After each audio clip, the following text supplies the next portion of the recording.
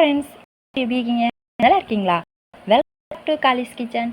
இந்த நாள் இனிய நாளாக அமைய என் வாழ்த்துக்கள்.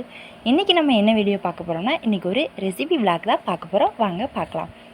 ஃபஸ்ட்டு காலையில் எந்திரிச்சோடனே நான் ஒரு சொம்பு தண்ணி குடிக்க இப்போலாம் டெய்லியும் ட்ரை பண்ணுறேன்.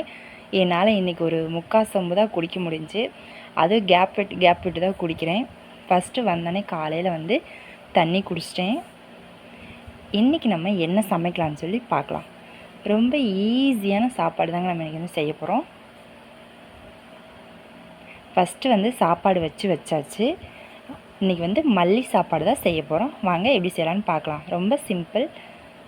ஒரு கைப்பிடி அளவு மல்லித்தலை, 3 வரமிளகா. இதில் இஞ்சி பூண்டு நீங்கள் எல்லாமே சேர்த்து அரைக்கிறதுனால அரைச்சிக்கலாம். நான் வெறும் மல்லித்தலை பச்சை மிளகா மட்டும்தான் மிக்ஸ் பண்ணி அரைச்சிருக்கேன். ஒரு பேஸ்ட்டாக அரைச்சி எடுத்து வச்சுக்கலாம். நான் இஞ்சி பூண்டையும் தனியாக அந்த உரலில் வச்சு தட்டி எடுத்துக்கிட்டேன்.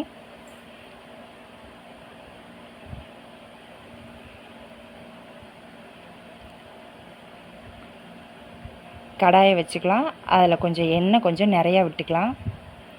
நான் நெய்யை ஃபஸ்ட்டே ஆட் பண்ணலை. அந்த கிரேவி கொதி வரும்போது தான் ஆட் பண்ணியிருக்கேன். அதுக்கப்புறம் பார்த்திங்கன்னா இதில் பட்டை, கிராம்பு, கசகசா எல்லாம் மிக்ஸ் பண்ணிக்கலாம்.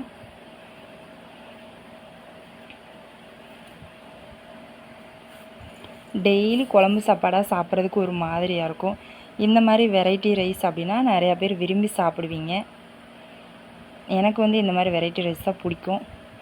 ஒரு பெரிய வெங்காயம் பொடி பொடியாக கட் பண்ணி வச்சுருக்கிறேன். அதை போட்டு நல்லா வதக்கிக்கலாம். ஃபஸ்ட்டு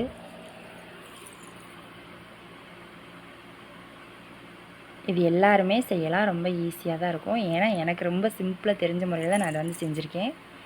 அதுக்கப்புறம் பார்த்திங்கன்னா கருவேப்பிலை கொஞ்சம், அது நல்லா போட்டு வதங்கட்டும். நான் இதில் தக்காளி ஆட் பண்ணலை. தக்காளி ஆட் பண்ணால் டேஸ்ட்டு வேறு மாறிடுது. அதுக்கப்புறம் இஞ்சி பூண்டு தட்டி வச்சுருக்கேன். இதை நீங்கள் பேஸ்ட்டில் அரைக்கிற மாதிரி இருந்தாலும் அரைச்சிக்கலாம், இல்லை இந்த மாதிரி போட பிடிச்சிருந்தாலும் போட்டுக்கலாம்.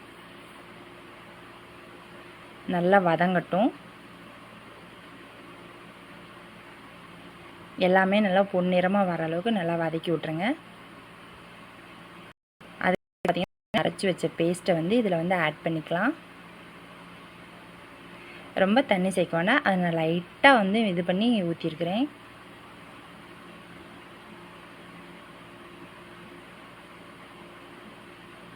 இப்போ கொஞ்சமாக தேவையான அளவு உப்பு. நீங்கள் சாப்பாட்டில் உப்பு போட மாட்டீங்க அப்படின்னா கொஞ்சம் எக்ஸ்ட்ரா போட்டுக்கோங்க, இல்லை போடுவீங்க அப்படின்னா கொஞ்சம் கம்மியாக போட்டுக்கோங்க.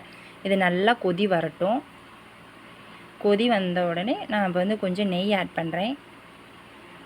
இது நம்ம மதியம் சாப்பிட்றோம் அப்படின்னா கொஞ்சம் நல்லா புழு நல்லாயிருக்கும்.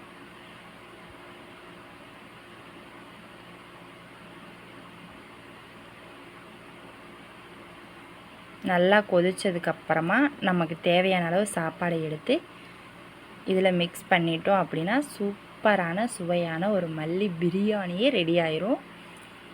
இதை அப்படியே நம்ம குக்கரில் வச்சு அரிசியை தேவையான அளவு தண்ணி வச்சு அரிசி போட்டு விசில் விட்டு எடுத்துட்டோம் அப்படின்னா இது பிரியாணி.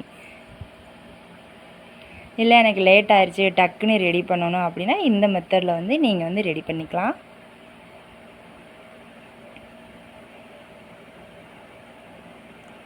நல்லா கிளறி எடுத்துட்டோம் அப்படின்னா செம்மையாக ரெடி ஆயிரும்.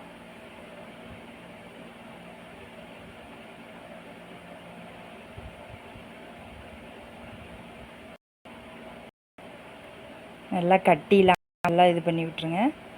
சூப்பராக ரெடி ஆயிடுச்சு. நான் அப்படியே மதியானம் லஞ்ச் எடுத்துகிட்டு கிளம்பிட்டேன். லைக் பண்ணுங்கள், ஷேர் பண்ணுங்கள், மறக்காமல் நம்ம சேனலை ஃபாலோ பண்ணுங்கள். ஓகே, பாய்.